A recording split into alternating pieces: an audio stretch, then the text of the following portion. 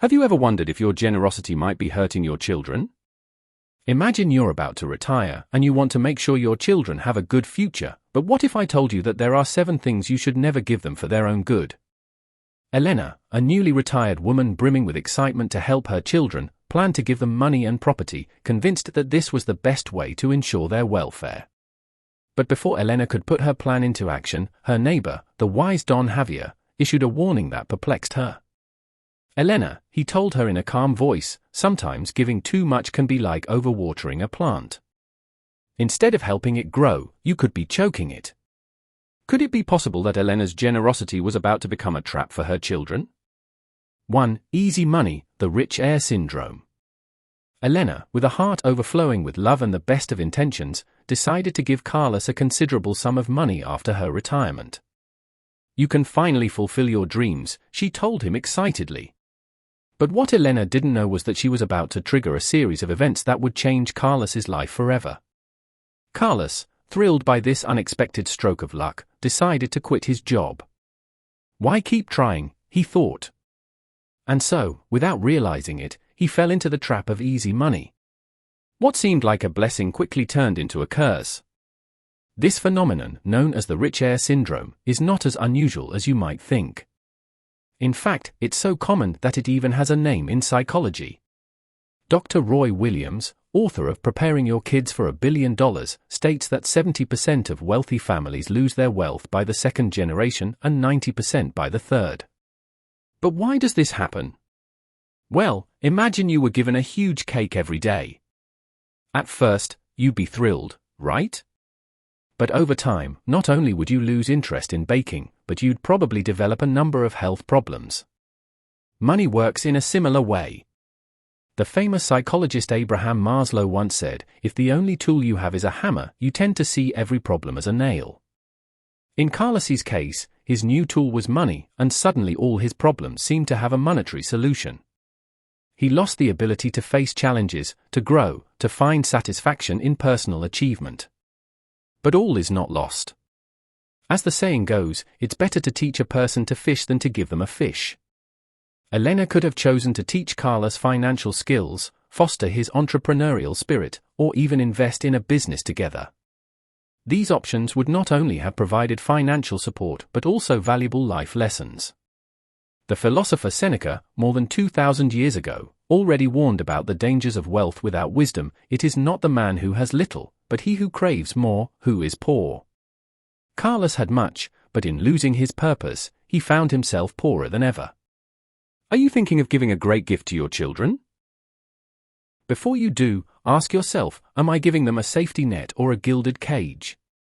Am I providing them with a springboard to achieve their dreams or a comfortable couch where their ambitions will sleep?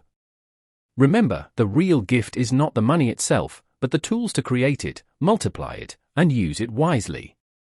As the tycoon Warren Buffett said, I will leave enough money for my children to do something, but not so much that they do nothing. 2. Gifted properties, the hidden costs. Imagine the scene. Elena, recently retired and brimming with good intentions, decides to surprise her daughter Anna with a gift that, at first glance, seems straight out of a fairy tale. Honey, I want to give you our summer house on the beach. It's yours now. Anna, excited, already sees herself enjoying long afternoons in front of the sea. But what if this dream turns into a financial nightmare? As the philosopher Seneca once said, he is not poor who has little, but he who desires much. And boy, was Anna on the verge of wishing she hadn't received that gift. What Elena didn't consider were the hidden costs that came with that property: annual taxes, constant maintenance, unexpected repairs. Suddenly, that dream home became a bottomless pit that devoured Anna's savings. But let's not get ahead of ourselves. This scenario is not as unusual as you might think.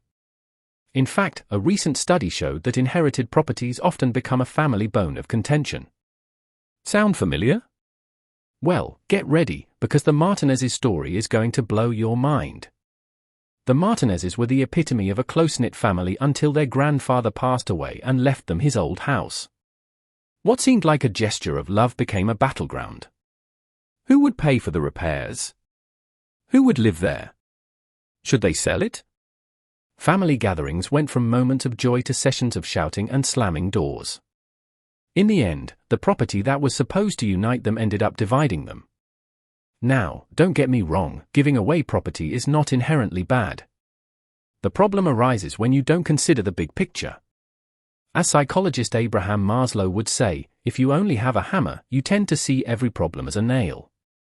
And in this case, the hammer is the good intention, but the problem is much more complex than a single nail. The key is financial education. Before gifting property, it is crucial to make sure the recipient is prepared to handle it. Does he or she have the means to maintain it? Does he or she understand the responsibilities involved? Has he or she considered the tax implications? Going back to Elena and Anna, imagine if instead of simply giving the house away, Elena had involved Anna in the decision-making process.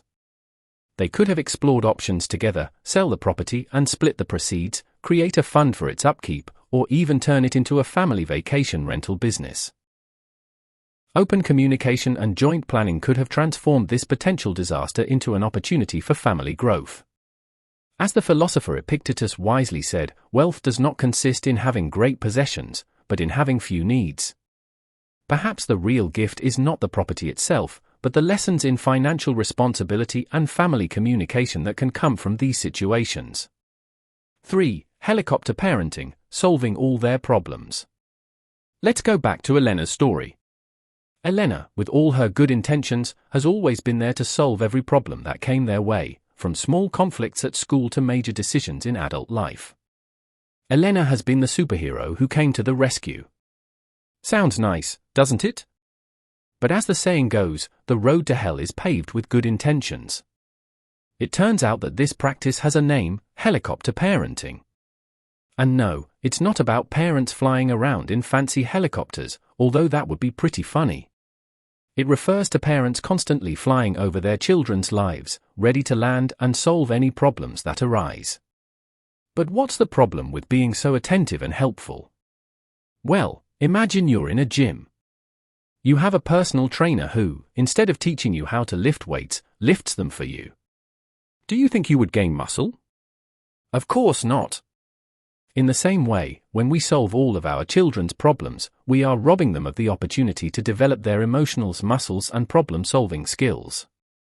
A study conducted by the University of Florida revealed something surprising: young adults raised by overprotective parents tend to have a harder time handling the stresses and strains of everyday life. It's as if we gave them a map to navigate life, but took away their compass. Returning to our friend Elena, she began to notice something strange. Carlos, her oldest son, seemed unable to make decisions on his own. Whenever he faced a challenge at work, he would call Elena in a panic. Anna, on the other hand, avoided any situation that might prove difficult. The thought of moving out on her own or looking for a new job paralyzed her with fear. And Luis, the youngest son and our new character in the story, grew up watching how his mother handled Carlos's crisis. Although he tried to be more independent, Elena always found a way to help, even when she wasn't asked. Psychologist Alfredo Oliva explains, overprotection may seem like love, but in reality, it is fear that our children will suffer, fear that they will fail. But failure and suffering are an essential part of learning and growth. So what can we do? Should we just let our children crash into every obstacle? Not exactly. The key is to find balance. As the philosopher Khalil Gibran once said, your children are not your children. They are sons and daughters of life, desirous of itself. What we can do is offer them support within our capabilities when they are in trouble, but without overdoing it. It's like teaching them to ride a bike, first with training wheels, then holding the seat, and finally letting them pedal on their own. Yes, they may fall a few times, but those falls are what will teach them to keep their balance. Elena decided to take a step back. The next time Carlos called her about a problem at work, instead of giving him the solution, she asked him, "What do you think you should do?" With Anna, she began to encourage her to face small challenges, celebrating each small triumph. And with Louise? We'll see what happens later. For unsolicited advice, building invisible walls. Get ready to discover how the desire to help can become an invisible trap in family relationships. Elena, our protagonist, found herself in this situation without realizing it. After retiring, she thought she had all the wisdom in the world to share with her children. What a surprise she got! Imagine the scene: Elena, with the best of intentions, bombarding her children with advice about every aspect of their lives. Louise, you should change jobs. Anna, why don't you move closer? Carlos, that haircut doesn't suit you. Little phrases that, without knowing it, were building an invisible wall between her and her children. But why can unsolicited advice be so counterproductive? According to psychologist Dr. Maria Martinez, when we give unsolicited advice, we are sending the subliminal message that we don't trust the other person's ability to make decisions. Whoops! That wasn't what Elena wanted to convey, was it? The straw that broke the camel's back was when Louis, Elena's youngest son, decided to distance himself. The reason? He was fed up with constantly hearing how he should live his life. Anna, the middle daughter, began to avoid her mother's calls. And Carlos, the eldest, limited himself to responding with monosyllables when Elena started with her suggestions. Elena realized that something was wrong when she organized a family dinner and only Carlos showed up, who confessed that his brothers were avoiding these meetings. What a slap in the face of reality! But all is not lost. The philosopher Epictetus once said, "It is not things that disturb us, but our judgment of things." Elena decided to apply this wisdom to her situation. She began to practice the art of non-judgmental listening. Instead of jumping in with advice every time her children told her something, she started asking questions. How do you feel about it? What do you think would be best for you? Surprisingly, her children started seeking her out more often. A study conducted by the University of Michigan revealed that young adults whose parents respected their autonomy reported higher levels of satisfaction in their family relationships. Elena was on the right track. The key is to find the balance between being available to your children and respecting their ability to make their own decisions. As comedian Jerry Seinfeld would say, sometimes the best advice is no advice at all.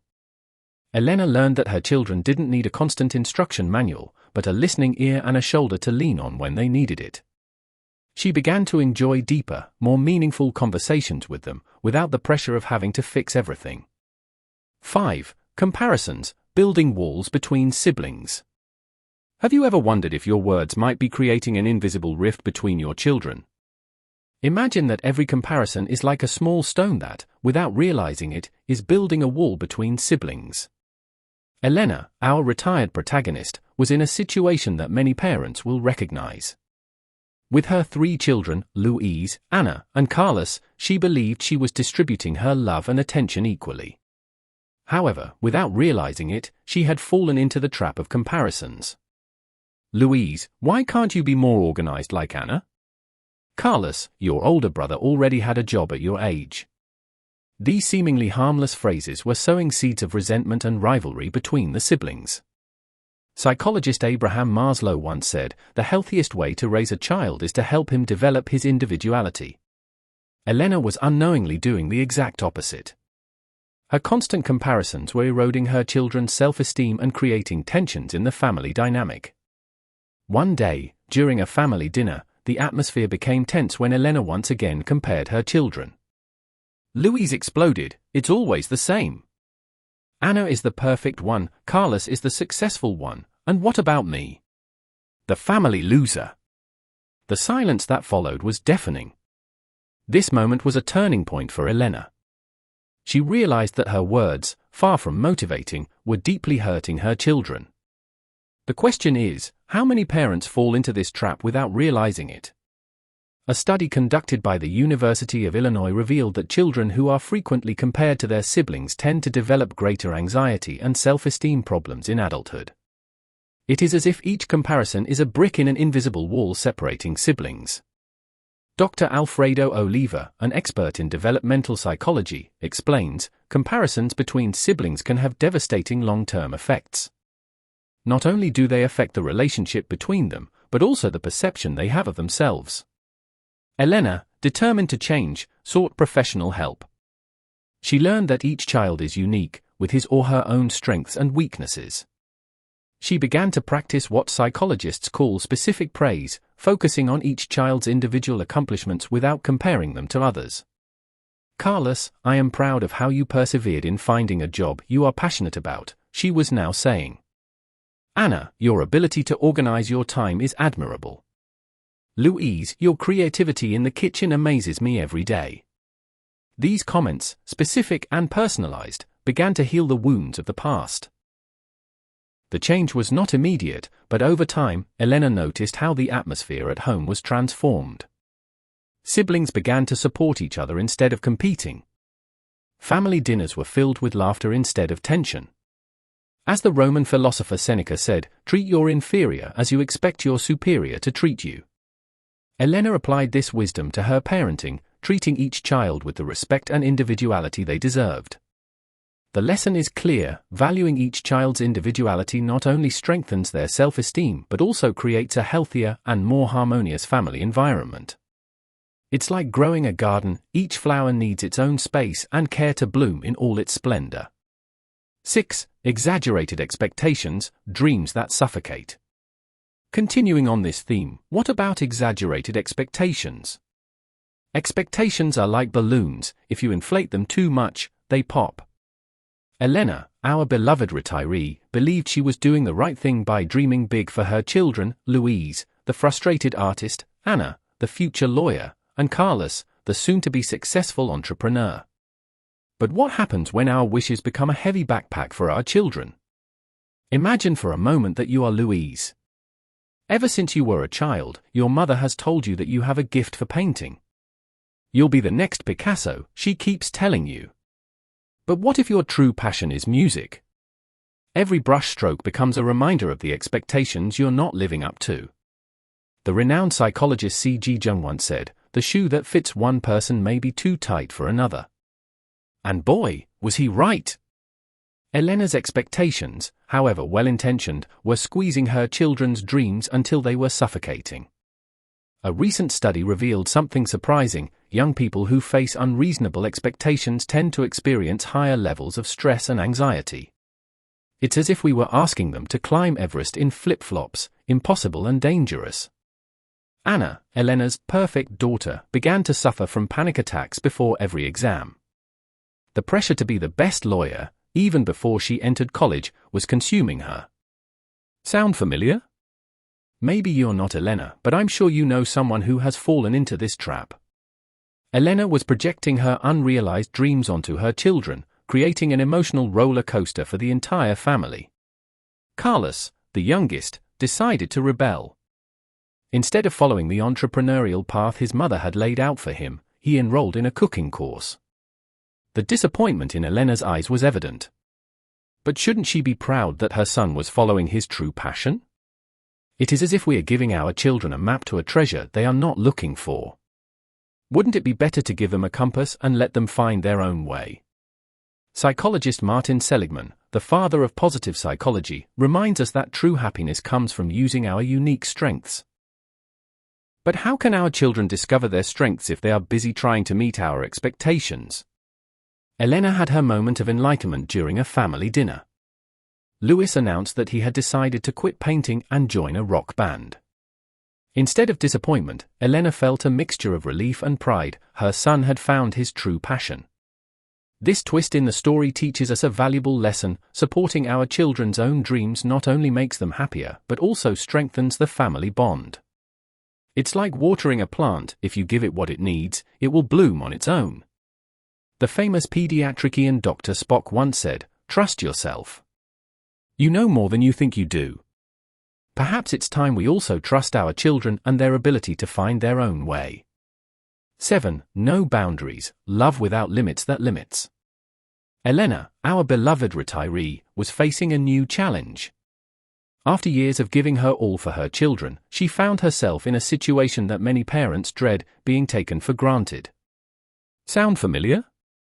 Well, brace yourself, because what Elena was about to discover would change her life forever. It all started when her youngest son, Carlos, asked to move into her house temporarily. "It'll only be a few months, Mom," he said. Elena, with her heart of gold, agreed without a second thought. But those months turned into a year, and before she knew it, Elena found herself doing laundry, cooking, and cleaning for her 30-year-old son. The result? Elena felt more like a maid than a mother. Where was the line between maternal love and abuse of trust? As the philosopher Khalil Gibran once said, your children are not your children. They are sons and daughters of self-showing life. But Elena was not alone in this situation. A study conducted by the University of Michigan revealed that 25% of retired parents experience some form of financial or emotional abuse from their adult children. Surprising, isn't it? Psychologist Dr. Laura Markham explains, unconditional love does not mean permissiveness without boundaries. In fact, setting healthy boundaries is a form of. Elena realized that her desire to help was actually hindering Carlos's growth. As the famous psychologist Carl Jung once said, the shoe that fits one person squeezes another. Elena was so busy being the perfect mom that she didn't realize she was squeezing Carlos's opportunities for growth. So, what did Elena do? She decided to have an honest conversation with Carlos. She explained that although she loved him unconditionally, they needed to set some boundaries. Carlos's reaction? Surprisingly positive. It turned out that he too felt trapped in this dynamic and didn't know how to get out of it. Together, they worked out a plan. Carlos would begin to contribute to the household expenses and take care of his own household chores. Elena, for her part, pledged not to interfere in Carlos's decisions and to give him the space he needed to grow. The result? A healthier and more balanced relationship. Elena regained her independence, and Carlos learned valuable lessons about responsibility and autonomy. This experience teaches us a valuable lesson: true love includes setting clear boundaries. It's not about not loving or supporting our children, but doing so in a way that fosters their growth and autonomy.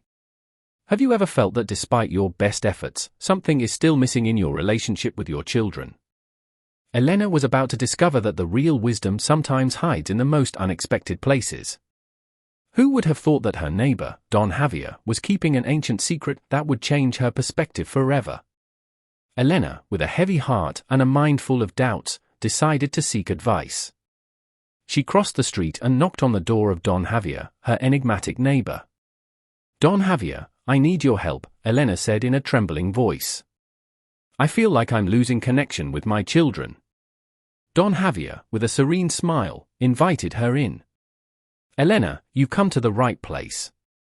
Did you know that the ancient Stoics had a lot to say about parenting? Elena blinked in surprise. Stoics?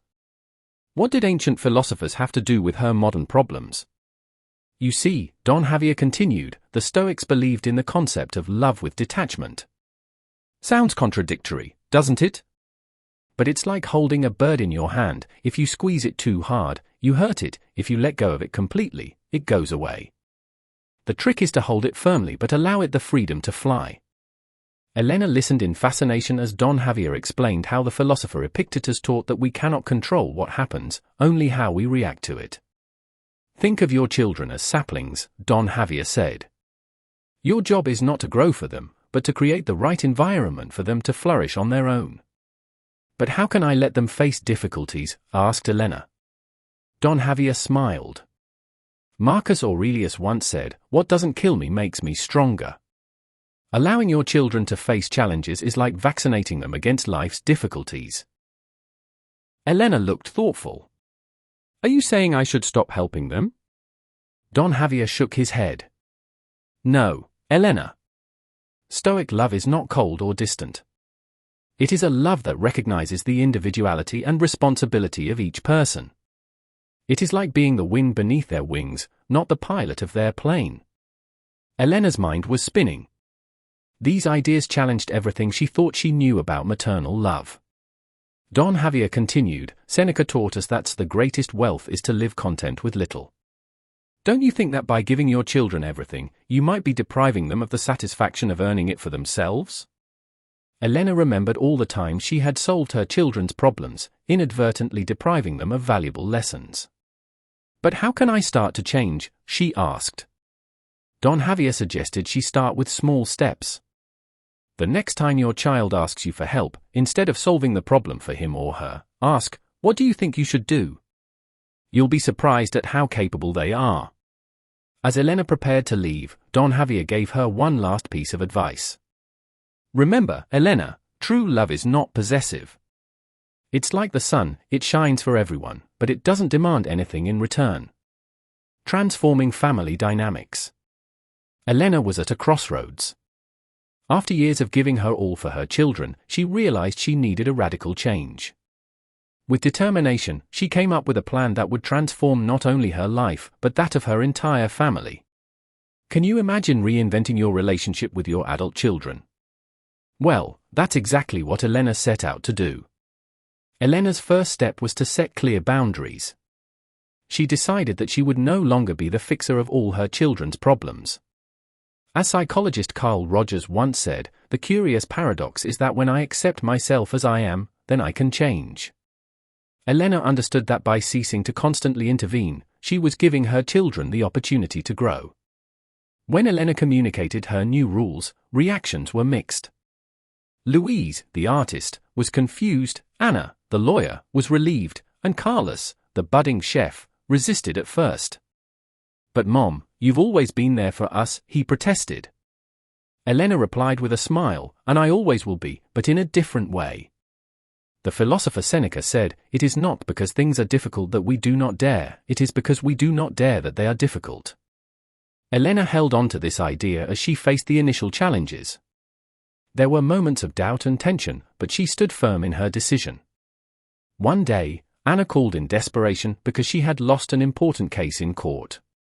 Instead of offering her solutions, Elena asked, what do you think you can learn from this experience? This simple question opened a profound dialogue between mother and daughter, strengthening their relationship in a way Elena could never have imagined. Psychologist Carol Dweck, in her theory of growth mindset, states that a person's true potential is unlocked when they face challenges and learn from them. Elena was putting this idea into practice, allowing her children to develop resilience and self-confidence. Over time, Elena began to notice subtle but significant changes. Louise, who used to depend on her to make decisions, began to trust his own judgment more. Carlos, surprisingly, began inviting her to dinner, cooking elaborate dishes himself. Mom, I want to give you back some of everything you've given me, he told her one day, bringing tears of joy to Elena's eyes. A recent study from the University of Michigan revealed that young adults with empowering parents have higher levels of life satisfaction. Elena was seeing these results firsthand in her children. The transformation wasn't easy or quick, but every little bit of progress was a victory. A year after Elena decided to change her approach to her relationship with her children, the transformation in the family was palpable.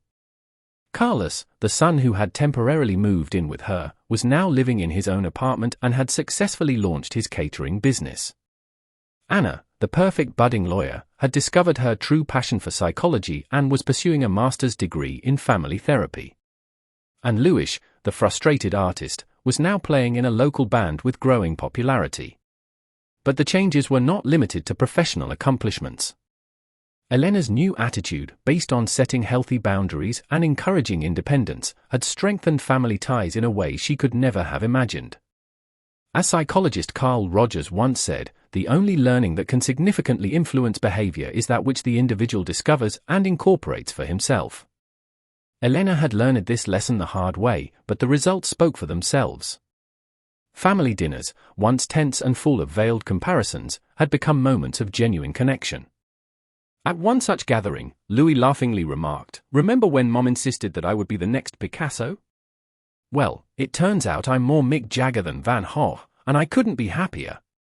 This new family dynamic had not only improved individual relationships, but also created an atmosphere of mutual support. Anna, for example, was using her knowledge of psychology to help with the marketing strategy for Carlos's business. Elena had finally understood the deeper meaning of loving her children. By letting go of the reins and allowing her children to find their own way, she had discovered a more authentic and fulfilling way to be a mother. A recent Harvard University study revealed that young adults who grew up in environments that fostered autonomy and responsibility were 40% more likely to report high levels of life satisfaction. Elena was seeing these results firsthand. But perhaps the most significant change was in Elena herself. She no longer felt responsible for solving all of her children's problems or running their lives. Instead, she had become a source of support and wisdom, someone her children turned to for advice but not for magical solutions. As she reflected in her diary, the real gift I can give my children is not money, property, or instant solutions. It is self-confidence, the ability to face their own challenges, and the assurance that I will always be here to support them, but not to live their lives for them. This transformation had not been easy. There were moments of doubt, heated discussions, and tears shed. But as psychologist Viktor Frankl once said, when we cannot change a situation, we are challenged to change ourselves. And that is exactly what Elena and her family had accomplished. Elena learned that it's not about unlimited money, giving away property, or solving all problems. Nor is it about giving unsolicited advice, comparing children, or having exaggerated expectations. The real gift is to teach them independence and responsibility while giving them love with healthy boundaries. As psychologist Abraham Maslow said, the healthiest way to raise a child is to help him develop his individuality. Think about your own family. Are you giving your children the tools to fly, or are you keeping them in a gilded cage? Remember, true love is not doing everything for them, but preparing them so they can do it for themselves. If you've made it this far, write true love in the comments so I know who the victors are that made it to the end of the video. Don't forget to like, subscribe, and turn on notifications for more content like this in the future. Share this video with your loved ones so they can implement this wisdom starting today, and consider supporting the channel by becoming an exclusive member. I'll leave the link in the commentary for you to check out. By the way, I am writing an ebook that is not yet finished but will be available soon. I will let you know when it is ready and I will share the link so you can purchase it. Now click on this video to continue nourishing your mind with wisdom. A big hug and see you next time.